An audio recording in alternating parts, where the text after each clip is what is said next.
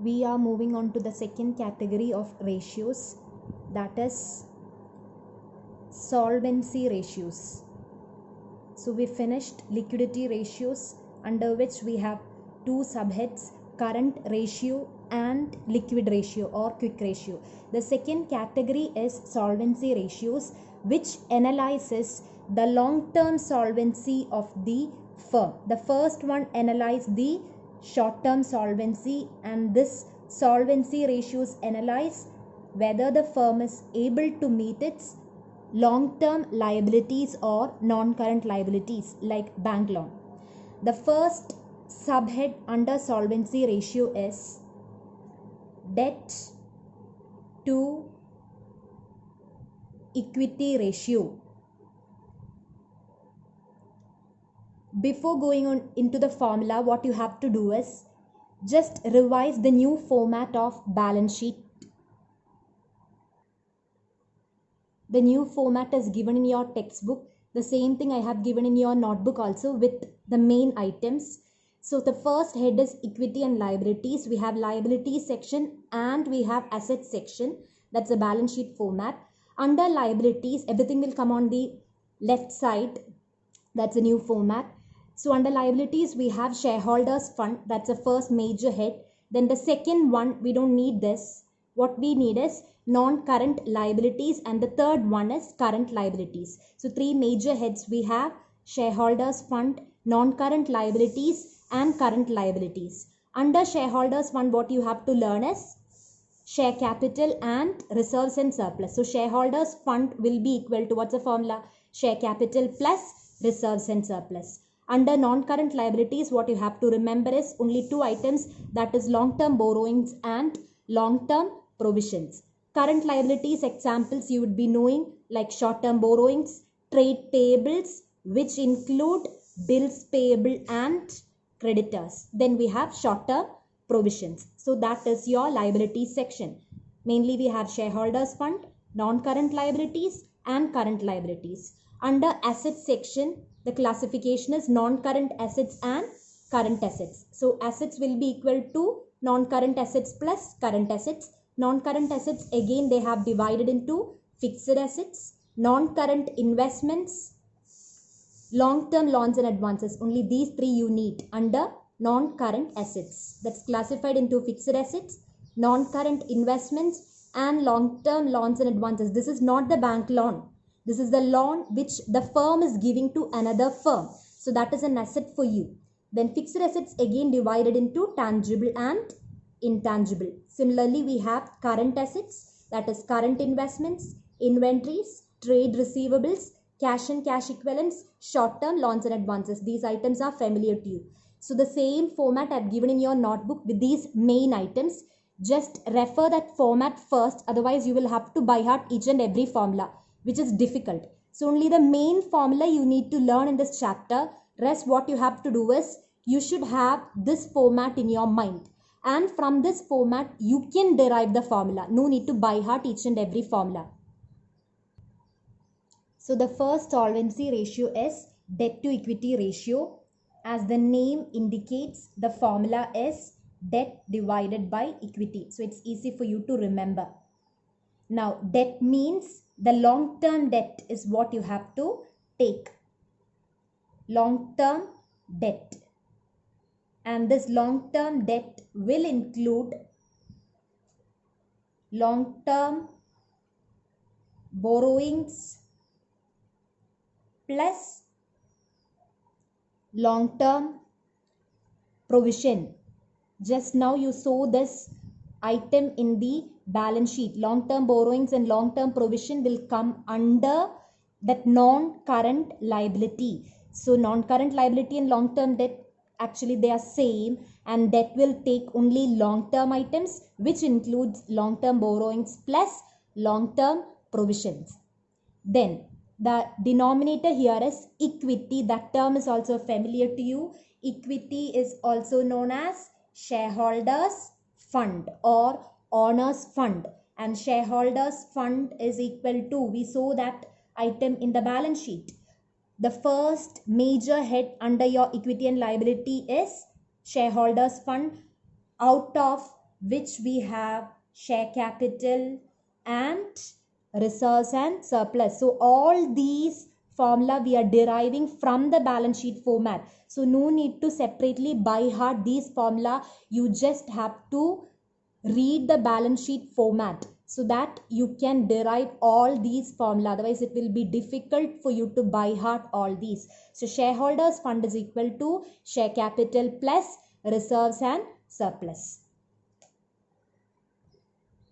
We'll work out illustration 39 in your textbook. From the following information, calculate debt to equity ratio. We are given share capital, general reserve, surplus, debentures, long-term provisions and outstanding expense. Outstanding expense, what is the nature? Is that a long-term debt? No, that is current liability. So this item will not be taken in this question. So we'll work out illustration 39. We have to compute debt to equity. The formula is debt divided by equity, and debt will take only the long-term debt, which is equal to long-term borrowings plus long-term provision. And in this question, we have debentures, which is a part of debt or which is a part of your long-term borrowings. Then specifically they have given long-term provision. So just take 75,000 plus 25,000, that is your long-term debt. Then what next we need? It is the equity. Equity means shareholders fund, which is equal to, we learned the formula already, that is share capital plus reserves and surplus. Here share capital is directly given 1 lakh. Reserve we have general reserve 45,000 and surplus is also given, that is the balance in statement of P&L rupees 30,000. In case here in the question, balance in statement of P&L, nothing is given in brackets. That means it is the credit balance or it is the profit amount. But in case if they are giving within brackets DR or debit, that means that is the loss given. So balance in statement of P&L, debit means that is the loss. Then you will have to take it as minus 30. Here nothing is mentioned, so you can take it as credit balance or profit. Add that 30,000. So the amount will be 1,75,000. So substitute this. Debt by equity, it will be 1 lakh divided by 1,75,000. Finally, the ratio is 0.57:1. Make it to the lowest form possible. If you have time or if the question paper is lengthy, if you are in a hurry, just stop with this calculation. Moving on to the next one, illustration 40, where we have to compute debt to equity ratio again. We have total assets. Total debts are given, that is the external debts. Total debts and long-term debts both are different because total debts means sum total of long-term and short-term. So debt means what we have to take for the numerator is only the long-term debt. Here what is given is total debts. Both are different. Take it carefully. Then the next one is current liabilities.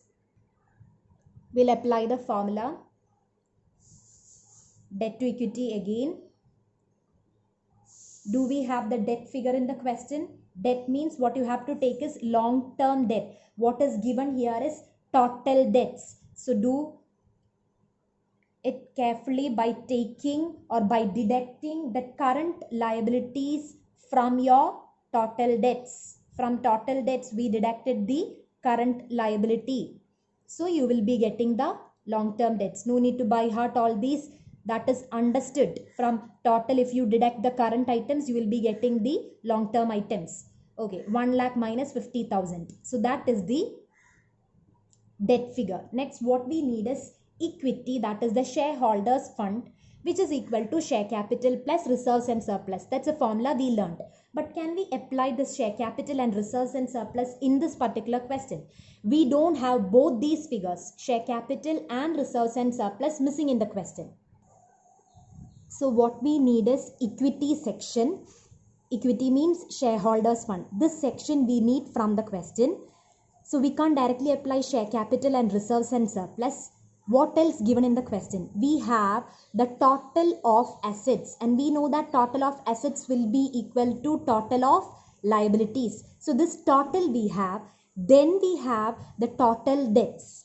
Total debts means total of long term and short term debts. So we have the total liabilities, we have this portion also. So from total liabilities, if you deduct the total debts, you will be getting the remaining section, that is shareholders. So now equity will be equal to total of assets, or we can write total of liabilities, both are same. From that what you have to deduct is total of debts. Total of debts means non-current liabilities and current liabilities. So we'll substitute the values. Total of liabilities section or total of assets section 1,25,000. Total of debts we have 1 lakh. So the balance equity figure is 25,000. So apply this ratio now. 1 lakh minus 50, your debt is 50,000 divided by equity is 25,000, which is equal to final ratio 2:1. So no need to by heart all these. What you have to remember is only the main formula, debt by equity. Rest everything you can derive from the balance sheet. So you must keep balance sheet format in your mind, derive all these formula from that. It will be easy for you to compute. Next is illustration 43. We have long-term borrowings, long-term provisions, current liabilities, non-current assets and current assets, and debt we know that it is the sum total of long-term borrowings plus long-term provisions. So we got the numerator now.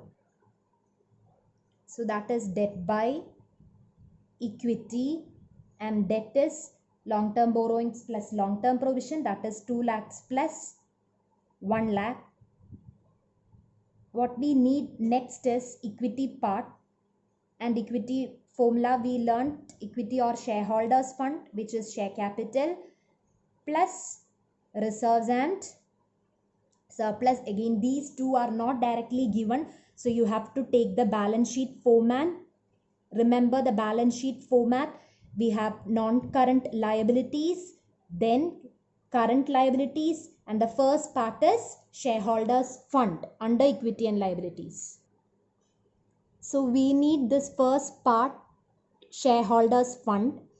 What we have is non-current assets, current assets. So now we got the total of assets, which will be equal to total of liabilities. So the total we have now. Then, do we have non-current liabilities? Yes, because long-term borrowings and long-term provisions separately given. So we have non-current liabilities. Then current liabilities also directly given.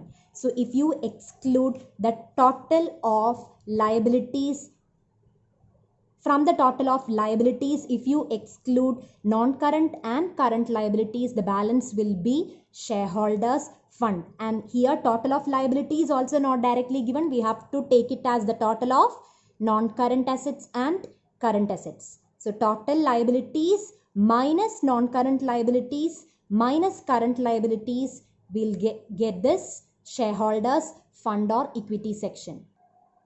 Now total liabilities or total assets will be equal to, that is the non-current and current assets total 3,60,000 plus 90,000, that is 4,50,000. From this total liabilities, what we have to exclude now is the total of non-current liabilities and current liabilities. Non-current liabilities total, how we can calculate, that is long-term borrowings and long-term provisions.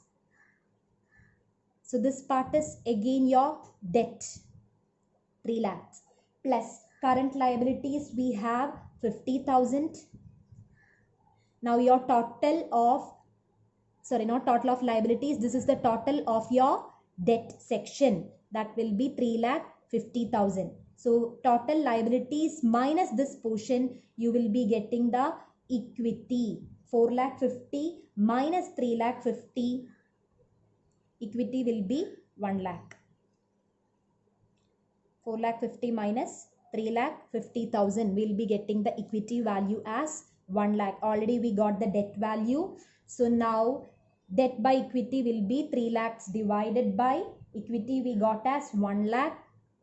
Now your ratio will be 3:1. So all these formula, how did we derive? Did we study it separately? No, you don't have to study it separately. Just derive it from the balance sheet format.